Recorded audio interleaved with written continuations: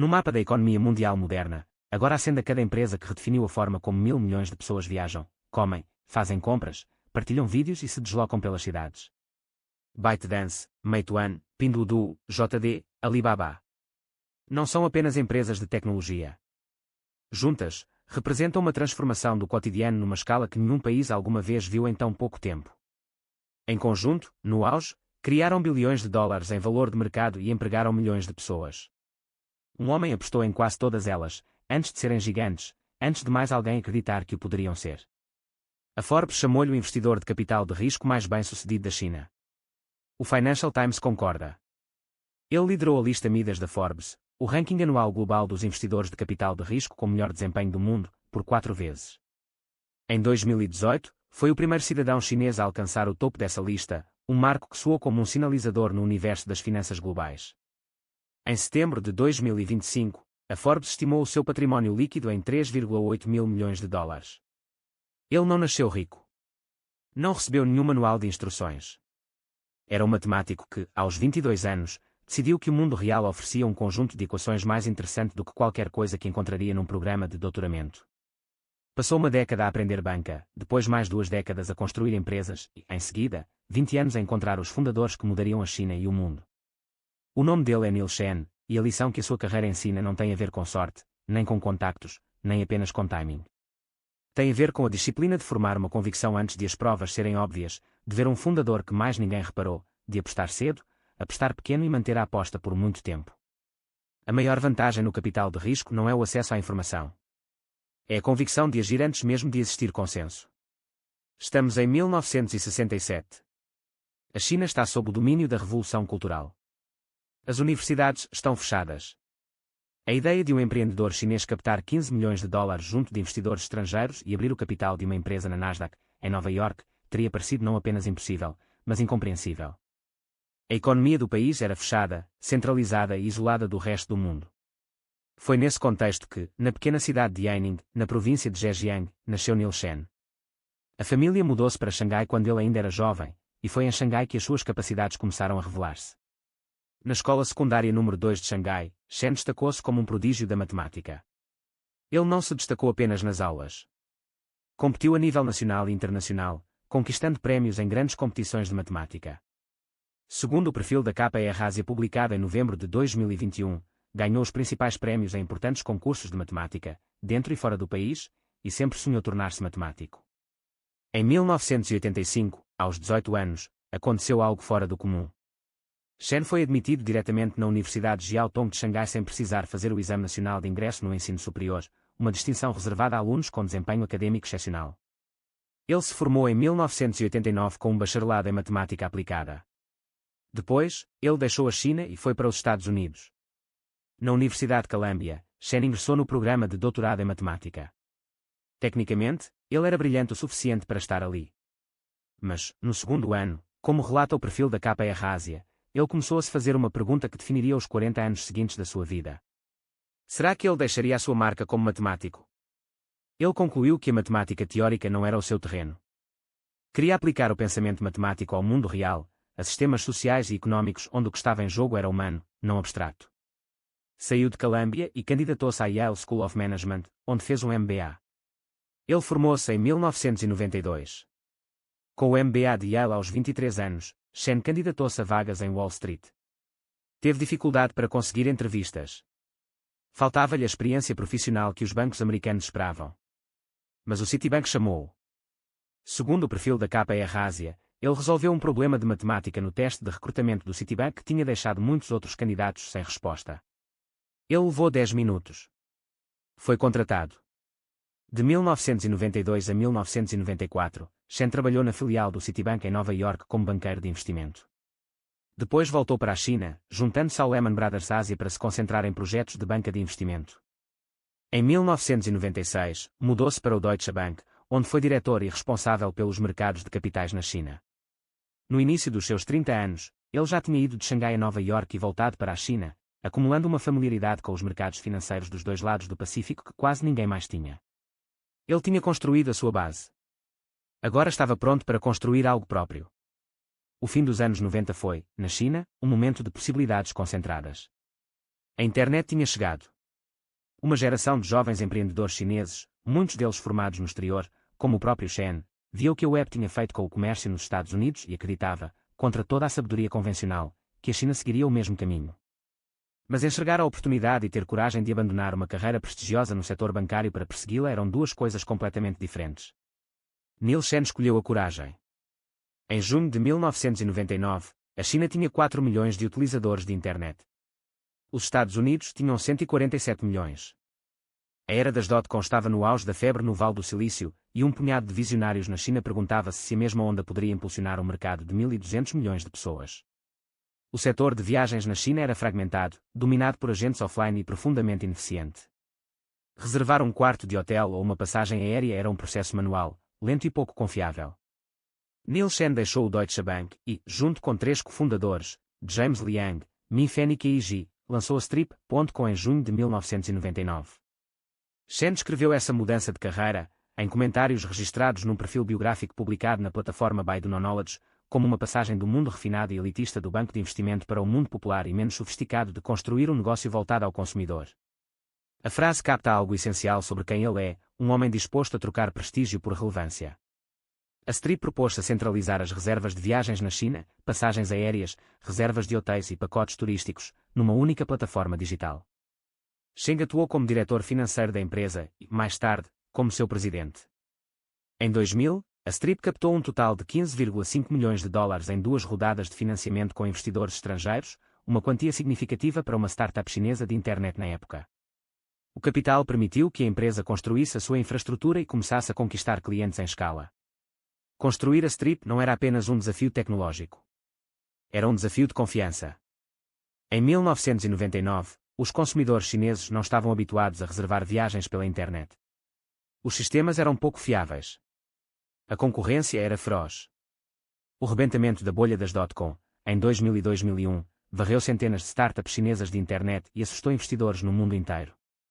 Shen teve de manter a empresa viva e em crescimento durante um dos períodos mais traiçoeiros da história da indústria tecnológica. Ele e a sua equipa concentraram-se de forma obsessiva na excelência operacional, em vez do hype. De acordo com o perfil da KPR Ásia publicado em novembro de 2021, Shen era, desde os tempos em que trabalhava no setor bancário, um convicto defensor de que os números são os indicadores mais fiáveis das tendências de mercado. Aplicava modelos matemáticos para avaliar a viabilidade dos modelos de negócio. Exigia rigor das suas equipas. Ele construiu dentro da Strip uma cultura de medição e responsabilização numa época em que a maioria das empresas chinesas de internet gastava à vontade para crescer, sem disciplina. Quando Shen comandava a Strip, ele e a sua equipa, como descreveu numa palestra na Stanford Graduate School of Business, passavam 30 minutos todas as segundas-feiras de manhã a acompanhar os movimentos dos concorrentes. A vigilância sobre o panorama competitivo não era algo secundário. Era um ritual semanal. Em 9 de dezembro de 2003, a Strip estreou na Nasdaq, em Nova York, tornando-se apenas a 4ª empresa chinesa de internet a abrir capital numa bolsa americana. A oferta pública inicial levantou aproximadamente 108 milhões de dólares. A Strip tinha passado de uma ideia à empresa de capital aberta em 4 anos. Shen ainda não tinha terminado. Em 2002, ele cofundou a Omin como uma subsidiária da Strip, mirando o mercado em rápida expansão de hotéis econômicos, padronizados e acessíveis na China. Usando um modelo de operação direta e franquias, a Omin cresceu rapidamente. Em junho de 2002, já tinha 20 hotéis. No início de 2008, esse número ultrapassava 500. Em 26 de outubro de 2006, a Omin abriu capital na Nasdaq, tornando-se uma empresa independente de capital aberto. Shen havia levado 2 empresas da fundação ao IPO em menos de 4 anos cada, um feito quase sem precedentes na história empresarial chinesa daquela época. Em 2005, Neil Shen já tinha provado que sabia construir empresas. Tinha provado que compreendia o mercado consumidor chinês, a sua dinâmica competitiva e os seus mercados de capitais melhor do que quase toda a gente. Em 3 anos, levou 2 empresas à bolsa em mercados americanos. A pergunta, agora, era o que fazer com todo esse conhecimento. A resposta chegou na forma de uma ligação do Vale do Silício. Em 2004, os 2 sócios séniores da Sequoia Capital, Michael Moritz e Douglas Leon, estavam a analisar oportunidades fora dos Estados Unidos. A Sequoia já era a firma de capital de risco mais reverenciada do Vale do Silício, tendo apoiado a Apple em 1978, a Oracle, a Yahoo, a Google e uma lista de empresas que definiram a indústria tecnológica americana. Agora, Moritz e Lyon olhavam para a China como a sua primeira grande expansão internacional. Segundo noticiou o The Information em novembro de 2020, eles definiram a China como alvo e concluíram que a abordagem certa não era ir e vir de avião fechando negócios, mas construir uma presença local permanente, liderada por alguém com raízes profundas em ambos os lados do Pacífico. Essa pessoa era Neil Shen. Em agosto de 2005, Shen deixou a C-Trip e fundou a Sequoia Capital China ao lado de Zhang Fen, com Moritz e Lyon como mentores e patrocinadores. Shen recebeu autonomia operacional total. A Sequoia Capital China não era um escritório filial. Era uma empresa chinesa, composta por investidores chineses, operando com critérios e julgamentos chineses, apoiada pela marca Sequoia e pelo seu acesso a capital institucional global. O mandato inicial era claro: encontrar os melhores fundadores de tecnologia na China antes de qualquer outra pessoa. Em 2008, como descrito no perfil de conhecimento da Baidu, Shen liderou a Sequoia Capital China na captação de um fundo denominado em renminbi, um fundo em moeda chinesa, tornando a empresa uma das primeiras instituições de capital de risco na China a operar simultaneamente tanto em dólares americanos quanto em renminbi chinês. Essa capacidade de operar em duas moedas deu a Shen acesso a uma classe de startups e investidores chineses a que as firmas exclusivamente estrangeiras não conseguiam chegar com facilidade. Foi uma vantagem estrutural que se foi acumulando ao longo do tempo. Em 2009, quando o cofundador Zhang Fen se demitiu por motivos pessoais, Shen assumiu a liderança exclusiva da empresa. Nessa altura, o fundo já tinha captado, no total, $1.000 milhões em 3 fundos para a China denominados em dólares americanos e $1.000 milhões em fundos em moeda local. A pergunta que assombra todas as firmas de capital de risco é a mesma que assombrava Shen: como escolher os vencedores antes de eles parecerem vencedores. Na China, esse problema era agravado por forças estruturais próprias do mercado. Na palestra que deu na Stanford Graduate School of Business, Shen explicou qual era a diferença essencial entre o ambiente do Vale do Silício e o da China. Vocês com certeza vão ter imitadores, disse ele à plateia. A concorrência na China era mais intensa, mais rápida e mais implacável do que qualquer coisa que a indústria de tecnologia americana já tivesse vivido. Todo modelo bem-sucedido atraía cópias imediatamente. A resposta de Shen foi uma filosofia que rejeitava a ortodoxia convencional do capital de risco. De acordo com a documentação da Cimeira Global de Empreendedores da Equal de 2021, Shen formulou o princípio central de investimento da Sequoia China como: investir cedo, investir pouco, investir em tecnologia. Descreveu a postura da empresa perante companhias em fase inicial como semifilantropia, a disposição de apoiar fundadores nas fases seed e angel com cheques pequenos, antes de haver receita, antes do encaixe produto-mercado, antes das provas convencionais de sucesso. O objetivo não era esperar por provas. O objetivo era reconhecer o fundador antes de as provas aparecerem. O modelo de Shen para avaliar fundadores, conforme descrito em pesquisas documentais reunidas pela Wikipedia, dá prioridade ao espírito empreendedor, à paixão e à determinação acima da competência técnica e acima das modas do setor. Ele formula teses de investimento independentes com base em avaliações voltadas para o futuro, em vez de correr atrás de setores da moda onde o capital já se aglomerou. Ele defende modelos de negócio sustentáveis, empresas com economia viável ao longo de ciclos longos de investimento, e não narrativas de crescimento a qualquer custo. Seu princípio central de gestão de risco é: nunca perder dinheiro, não como garantia, mas como disciplina. Uma análise rigorosa do fluxo de caixa, sobretudo em períodos de crise nos mercados, e a recusa em seguir o capital para áreas sobreaquecidas foram os mecanismos que ele usou para proteger a empresa e seus investidores ao longo dos ciclos econômicos. Na Stanford Graduate School of Business, Shen expôs outra dimensão da sua abordagem, voltada especificamente para a China. Você precisa entender muito bem o seu usuário, disse ele ao público. Se você trabalhou tempo demais nos Estados Unidos, talvez não consiga fazer isso. Para ele, o conhecimento local não era um complemento à habilidade de investir. Era o pré-requisito. O portfólio que Neil Shen construiu na Sequoia Capital China tornou-se a mais valiosa coleção de investimentos em tecnologia chinesa reunida por um único gestor. A lista inclui o Alibaba Group, a ByteDance, empresa-mãe do TikTok e do Douyin, a Meituan, a JD.com, a Pinduoduo, a Vipshop, a Q360, a DJI e a Shein. Segundo divulgações públicas da própria Sequoia e reportagens da Quartz, a Sequoia China investiu em mais de 1.200 empresas durante os anos em que Shen liderou a firma, com ativos sob gestão chegando a $56 bilhões. Sob a liderança de Shen, o portfólio gerou mais de 140 ofertas públicas iniciais de empresas. Historicamente, segundo a reportagem na página da Wikipédia da Ongshan, 90% dos retornos vieram dos setores de consumo, tecnologia voltada ao consumidor e saúde, uma concentração que refletia a precisão da tese de Shen, e não uma diversificação ampla.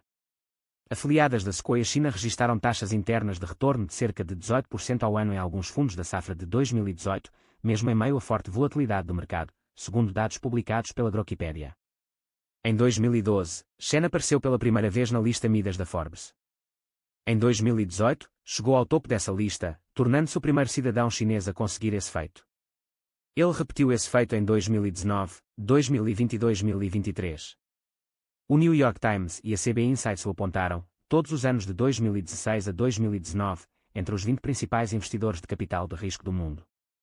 A Forbes o incluiu em sua lista das 100 maiores mentes empresariais vivas. Mas esse histórico de sucesso esconde algo importante. Por trás de cada grande investimento existe um momento de incerteza real. Por trás de cada portfólio que, em retrospecto, parece inevitável, houve uma decisão tomada em tempo real, com a informação incompleta, diante de ceticismo e oposição. Neil Shen não enfrentou apenas uma crise, mas uma sequência delas, e a forma como ele atravessou esses momentos revela a dimensão mais importante do seu caráter. Em 2020, Neil Shen estava no auge do seu setor. A Sequoia Capital China tinha construído participações em algumas das empresas privadas que viriam a tornar-se das mais valiosas da história. Em 2020, a ByteDance levantou uma ronda de financiamento que avaliou a empresa em 180 mil milhões de dólares, na altura, a maior avaliação privada alguma vez alcançada por uma empresa de tecnologia, em qualquer parte do mundo. A Sequoia China era, segundo uma reportagem da Forbes citada pela Quartz, o maior acionista da ByteDance, com uma participação de cerca de 10%. Os ativos sob gestão da firma tinham crescido para 56 bilhões de dólares. A trajetória parecia imparável. Então Pequim agiu. No fim de 2020, as autoridades chinesas interromperam o que teria sido a maior oferta pública inicial do mundo, impedindo a gigante Fintech Group, afiliada da Alibaba, de abrir capital nas bolsas de Hong Kong e Xangai por preocupações antitrust. Essa decisão não foi um episódio isolado. Foi o primeiro sinal de uma ampla e sistemática campanha regulatória do governo chinês para conter o poder de seus gigantes de tecnologia. Como noticiou a Fortuna em julho de 2022, a repressão eliminou $1,5 trilhão de dólares em valor das ações de tecnologia chinesas entre o fim de 2020 e meados de 2022. Algumas das posições mais importantes de Shen estavam diretamente na mira. As ações da Meituan caíram 56% em relação ao pico. As da Alibaba caíram 66%. A participação de Shen na gigante de transporte por aplicativo Didi, que abriu capital na Nasdaq em julho de 2021 contra os desejos explícitos de Pequim, ficou praticamente congelada quando os reguladores chineses iniciaram uma investigação imediata, acabando por multar a Didi em 1,2 bilhão de dólares. A ação tinha caído 78% em relação ao preço de estreia quando o artigo da Fortune foi publicado. Um investidor próximo da situação, falando sob anonimato ao Financial Times numa reportagem publicada pelo ESG Telegraph em julho de 2022, disse que os retornos de um dos fundos da Sequoia China foram reduzidos em até metade após a ação regulatória. Ao mesmo tempo, do outro lado, a pressão aumentava em Washington. Um grupo bipartidário de deputados do Congresso dos Estados Unidos, incluindo o republicano Mike Gallagher, de Wisconsin, e o democrata Raja Krishnamurti, de Illinois, enviou uma carta exigindo que a Sequoia prestasse contas dos seus investimentos em empresas chinesas com supostas ligações ao Exército de Libertação Popular, incluindo a fabricante de drones DJI. A pressão geopolítica sobre a empresa vinha agora, ao mesmo tempo, dos dois governos. Shen enfrentava um desafio para o qual nenhum modelo financeiro seria capaz de preparar alguém por completo. A sua firma fora construída como uma ponte entre duas das maiores economias do mundo. Agora, essa ponte ardia nas duas extremidades. Os investimentos que ele levara 2 décadas a construir estavam a ser desvalorizados por ações governamentais que ele não conseguia prever nem controlar. A sua capacidade de aplicar o novo fundo de 9 mil milhões de dólares, angariado em 2022, alegadamente um dos maiores alguma vez levantados por uma única firma de capital de risco focada na China, ficou limitada pela incerteza de ambos os lados. A questão estrutural que a empresa enfrentava ia muito além de qualquer investimento isolado. Era existencial. Uma empresa que se descrevia como afiliada chinesa de uma instituição americana conseguiria sobreviver num mundo em que Estados Unidos e China se tratavam como rivais estratégicos.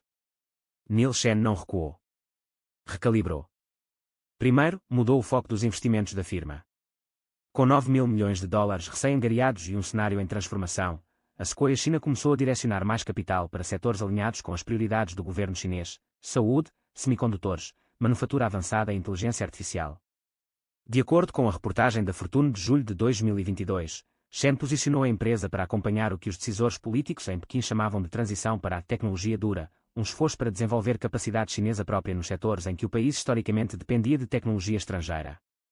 Shen descreveu a abordagem da empresa na Cimeira Global de Empreendedores de ECO, em 2021, como a busca por empresas que construíssem um ecossistema empreendedor mais dinâmico e valioso, um enquadramento que se alinhava com os objetivos oficiais da política chinesa sem abdicar do rigor de investimento. Em segundo lugar, e de forma mais decisiva, Shen resolveu a contradição estrutural no coração da empresa. Depois de anos de distanciamento informal em relação à nova liderança americana da Sequoia Capital, após a reforma de Douglas Leone, em 2022, e a nomeação de Roelof Botha como sócio-gerente em vez de Shen, ele concluiu que a independência era o único caminho viável. Em 6 de junho de 2023, a Sequoia Capital anunciou que se dividiria em 3 entidades totalmente independentes. O negócio na China, liderado por Shen, passaria a operar sob o nome Hongshan, a romanização em pinyin do nome chinês da empresa, que significa Sequoia. Num comunicado assinado em conjunto por Botha, Shen e Shailendra Singh, da Sequoia India, Shen descreveu a decisão não como uma derrota, mas como um amadurecimento. Conforme noticiado pela Quartz, ele disse: as coisas parecem estar a caminhar numa direção em que fica mais difícil, não mais fácil. Isto não é uma retirada a acenar bandeira branca, a dizer que falhamos.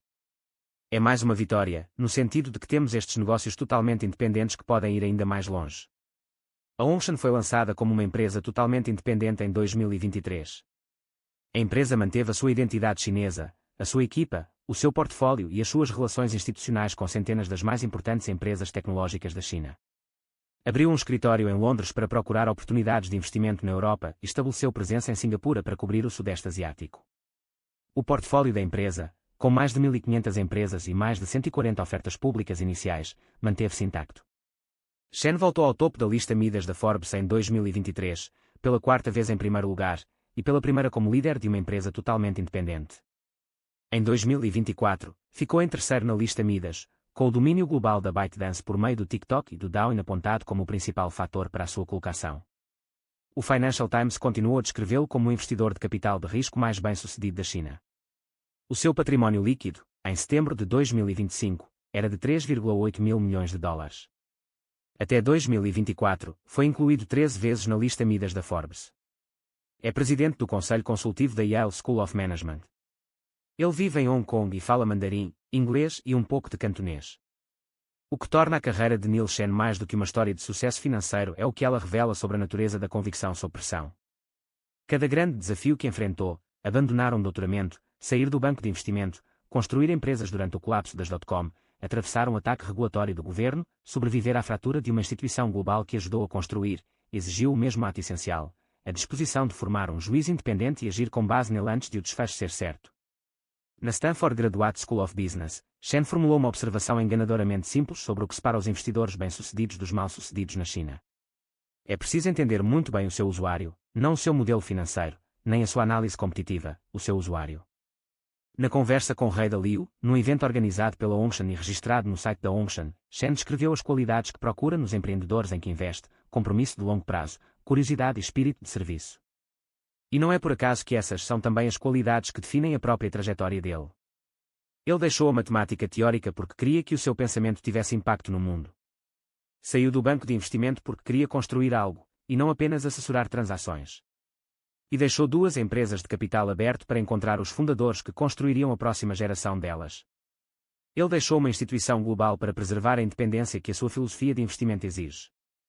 Em cada ponto de viragem, por fora a decisão parecia arriscada, e por dentro, à luz do seu próprio quadro de referência, parecia óbvia.